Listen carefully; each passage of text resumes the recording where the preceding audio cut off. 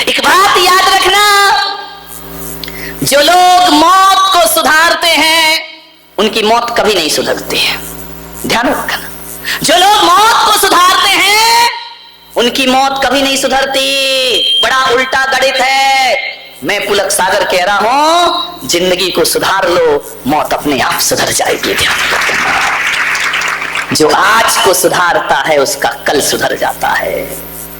आदमी जिंदगी अच्छे से जीता है तो मौत अच्छे से होती है, और गलत तरीके से जिंदगी जियोगे तो मौत बड़ी भयानक होगी। ध्यान रखना, मान्यवर, आज को सुधारो, अभी को सुधारो। जन्म बीत चुका, मृत्यु बाकी है। जन्म तो हो गया हमारा, जन्म बीत चुका है, मृत्यु बाकी है। अरे नादान आदमी, जो बीत गया उसकी खुशियां मत मना, जो आने वाली है उसका स्वागत करने के लिए तैयार खड़ा है जिंदगी में। मानवर, जिंदगी से प्यार करूं तो उम्र कम हो जाती है, जिंदगी से प्यार करूं तो उम्र कम हो जाती है, और जिंदगी से प्यार ना करूं तो वह मुझसे खफा हो जाती है। ध्यान रख, करे क्या ये आदमी? अभी टाइम है 7 दिन में। अच्छा जाने दो, चिट्ठी आने वाली। विचार करना है आपको, सोचना है, कुछ मिले या ना मिले मौत जरूर मिलेगी। आपसे मेरा निवेदन है बड़ी विनम्रता के साथ कि पढ़ लिख के डिग्री पाओ या ना पाओ, गीता पढ़ो या ना पढ़ो, समय सार पढ़ो या ना पढ़ो, रामायण पढ़ो या ना पढ़ो, ध्यान रखना, कोई ग्रंथ पढ़ सको या ना पढ़ सको, लेकिन आज एक ग्रंथ मैं पुलक सागर तुम्हें दे रहा हूं, घर में ले जाके जरूर पढ़ना। निःशुल्क दे रहा हूं, कोई पैसा नहीं, कोई रेट कम नहीं, एक ग्रंथ दे रहा हूं, वो जरूर पढ़ना। वो ग्रंथ ना रामायण है, ना कुरान है, ना वेद है, ना बाइबल है। वो ग्रंथ यदि कोई है तो मृत्यु का शास्त्र है, जो मैं तुम्हें प्रदान कर रहा हूं। मृत्यु का शास्त्र जरूर पढ़ो। 2 चीज हमेशा याद रखना, एक अपने परमात्मा को और एक अपनी मौत को कभी जिंदगी में भूलना मत। ध्यान रखे, इन 2 को जो भूलता है उसकी जिंदगी बहक जाया करती है। मृत्यु को याद रखो और एक अपने भगवान को याद रखो, ये 2 ही जीवन के परम सत्य हुआ करते हैं। ध्यान रखना, खुदा सत्य है या नहीं मुझे नहीं मालूम, राम सत्य है या नहीं मुझे नहीं मालूम, महावीर सत्य है या नहीं मुझे नहीं मालूम, लेकिन मृत्यु सत्य है, इसका ज्ञान हर व्यक्ति को होना चाहिए। बच ना सकोगे, कहां जाओगे मौत से भाग के? कोई स्थान है? नहीं हो तो बता भाई, बारामती में कोई जगह है ऐसी जहां जवाहर सेठ कॉलेज में कोई जगह हो जहां हम छिप जाए जाके मृत्यु से बचने का? शांति सेठ नया शोरूम बन रहा है, एक आध रूम ऐसा बनाओ जहां कोई अंदर नहीं जा सके। ध्यान रखिए, कोई खंडर नहीं, कोई एकांत स्थान नहीं, कोई ऐसी गुफा नहीं जहां तुम छिप जाओ और मौत ना आ सके। मुझे याद आ रही है एक बात, एक राजा के घर महल में यमराज का प्रवेश हुआ, और जैसे ही यमराज राजमहल के अंदर प्रवेश करते हैं कि झरोखे में 2 कबूतर बैठे रहते हैं। एक कबूतर ने देखा, यमराज पे दृष्टि पड़ी, दूसरे कबूतर ने कहा, क्यों रे तुझे यमराज ने देख लिया? बोले देख तो लिया, तो बोले खेल खत्म। बोले क्या मतलब? बोले आज तेरा नंबर। अभी यमराज राजा को लेने गया है, लौटते समय तेरा नंबर। यमराज ने देखा, मुस्कुराए। कबूतर बड़ा गुटरगू कर रहा था, गोल गोल घूम रहा था। यमराज ने देखा, मुस्कुराए, अंदर चले गए। दूसरे कबूतर ने, वकील होगा, आजकल कबूतरों में भी वकील हो गए, उल्टी सीधी सलाह दे, घर फूक तमाशा देखे। भगवान वकीलों से, डॉक्टरों से और ज्योतिषियों से पीछा छुड़ाए। ध्यान रखना, वकील होगा, सलाह देने वाले बहुत हैं। 2-4 वकील तो मेरे कमरे में रोज आते, महाराज ये बोलना, महाराज मैंने कहा तू लिख के दे दे, मैं बोल दूंगा। ध्यान रखिए, अपनी भड़ास महाराज से निकलवाना चाहते हैं, करें क्या? विचार करें। बोला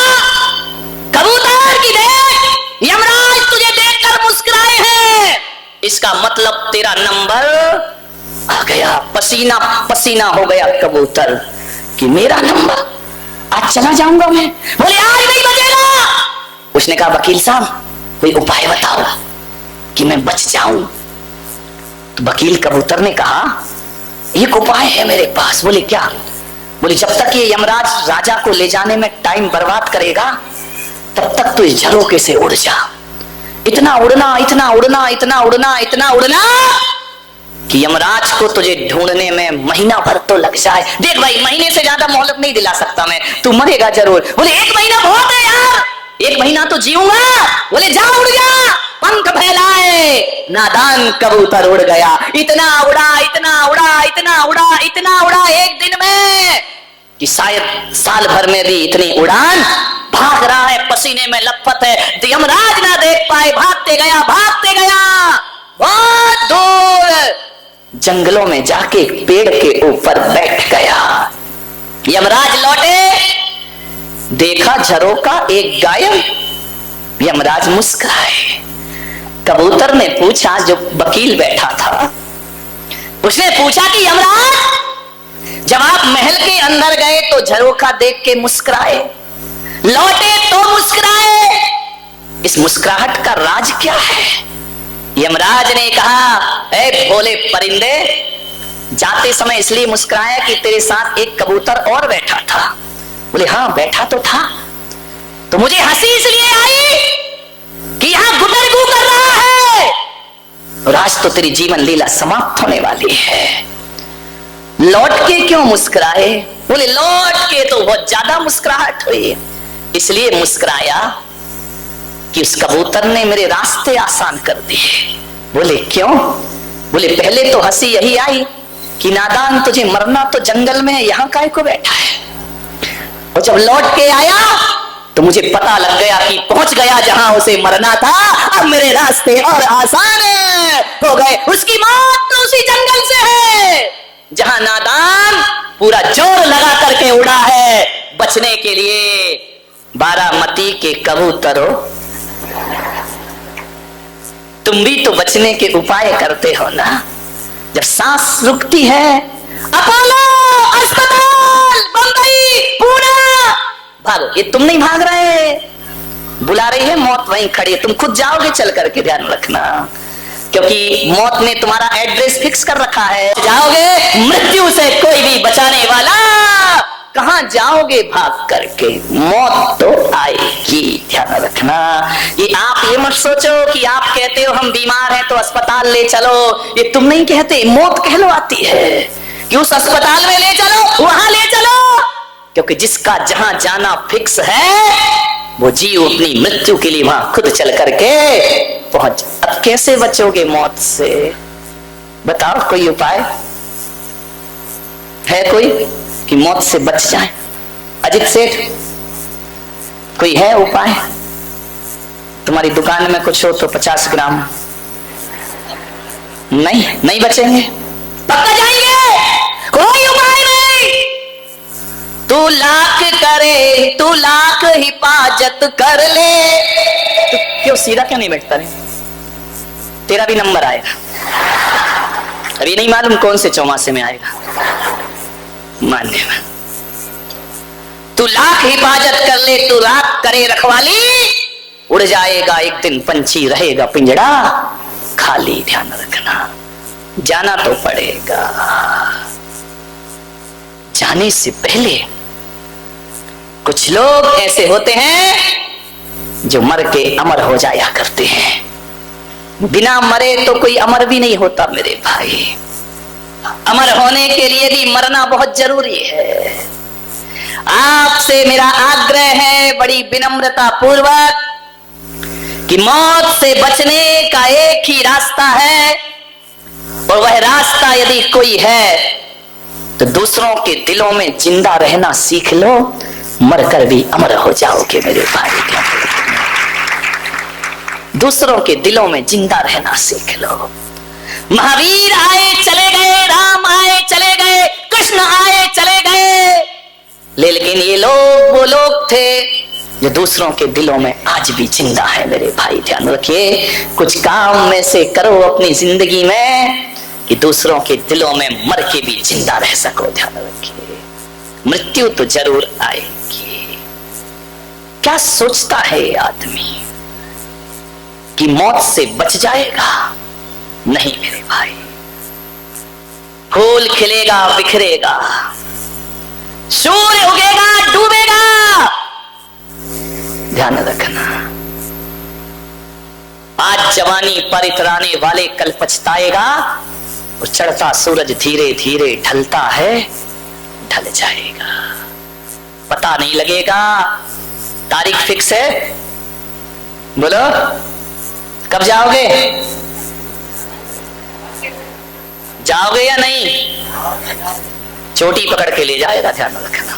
वो नहीं देखता तो बारात में ही उठा के ले जाएगा। वो कुछ नहीं देखता कि तुम्हारे यहाँ शादी हो रही, विवाह हो रहा, उसे कोई मतलब नहीं। बुलावा आ गया, चल हमारे साथ। माटी कहे कुम्हार से तू क्या रूंधे मोए, और एक दिन ऐसा आएगा कि मैं रूंधूंगी तो तू क्या मुझे मिट्टी को मचा रहा है, घड़ा बना रहा है। एक दिन मैं तुझे पैरों तले रौंद के रख दूंगी। ध्यान रखिए, मरना तो जरूर पड़ेगा। कैसे जिंदा रहोगे? एक बगीचे से मैं निकल रहा था विहार करते हुए, एक फूल इठला रहा था, एक गुलाब का फूल अपनी डाल पर इठला रहा था। मैंने पूछा, ए फूल ज्यादा मत इठला, मुरझा जाना है। उस फूल से मैंने कहा, तेरे जीवन का सार क्या है? सुबह खिलता है, शाम बिखर जाता है, तेरे जीवन का सार क्या है? उस फूल ने कहा कि मुनिश्री, मेरे जीवन का सार इत्र है। मैंने कहा इत्र? बोले मैं बिखर जाऊंगा पर खुशबू छोड़ जाऊंगा इस दुनिया में, बिखरने के बाद भी अमर हो जाऊंगा मैं। उसने हाथ जोड़कर मुझसे कहा कि महाराज जरा आप बता सकते हैं? मैंने कहा पूछ, क्या पूछता है? बोले मेरे जीवन का सार तो इत्र है, इंसान के जीवन का सार क्या है? वह भी तो खिलता है और बिखर जाता है। इंसान के जीवन का सार क्या है? तो मैंने कहा एक बात ध्यान रख, फूल की जिंदगी का सार इत्र है और आदमी की जिंदगी का सार उसका चरित्र हुआ करता है। आदमी दुनिया से चला जाता है, चरित्र महकता रहता है। ध्यान रखिए, चरित्र याद किया जाता है। ऋषभ देव हजारों वर्ष पहले दुनिया से चले गए, लेकिन हजारों करोड़ों वर्षों के बाद भी आज हमारी आस्थाओं के वेदियों पर ऋषभ देव विराजमान है, राम विराजमान है, महावीर विराजमान है। ये लोग दुनिया से गए लेकिन इनका चरित्र आज भी महक रहा है। ध्यान रखिए, क्या छोड़ के जाओगे? लोग कहते हैं कि आदमी जब दुनिया में आता है तो कुछ नहीं लाता और जाता है तो कुछ नहीं ले जाता। गलत कहते हैं लोग। आदमी जब धरती पर आता है, कौन कहता है कि कुछ नहीं लाता है? हाँ, रुपया पैसा नहीं लाता, तिजोरी नहीं लाता, बीवी नहीं लाता, बच्चे नहीं लाता, लेकिन एक बात ध्यान रखना, आदमी जब इस धरती पर आता है एक शरीर साथ में लेकर आता है, लेकिन वाहिरे नादान जब जाता है तो शरीर भी छोड़ करके आए थे। जब एक शरीर तो लेके आए थे ना, जाते समय इसे भी यहीं छोड़कर चले जाओगे। क्या जाएगा साथ में? नेकी बदी ही साथ जाती है मेरे भाई, पुण्य और पाप ही साथ जाते हैं। आदमी तेरे सत्कर्म तेरे साथ जाते हैं, तेरे दुष्कर्म तेरे साथ।